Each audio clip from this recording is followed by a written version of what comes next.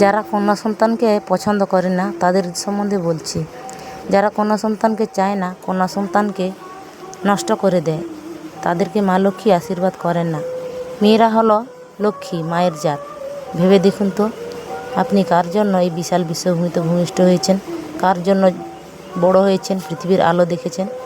এটা অস্বীকার করছি না যে একটি পুরুষ ছাড়া একটি মহিলা মা হতে পারে না, কিন্তু একজন পুরুষকে বিয়ে দিতে হলে সেই মহিলাকেই প্রয়োজন হয়।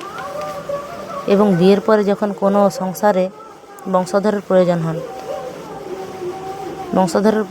হলে তখন কি করা হয়?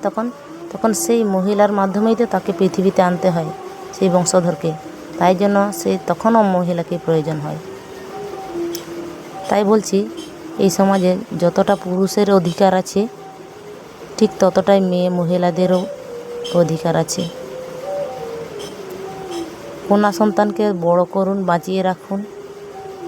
সেই কন্যা সন্তানই হতে পারে একদিন দেশের ভবিষ্যৎ। আপনি একদিন সেই কন্যা সন্তানের জন্য গর্বিত হতে পারেন। কথাটা যদি আমি ভুল না বলে থাকি, তাহলে একটা লাইক, কমেন্ট, শেয়ার করতে অবশ্যই ভুলবেন না।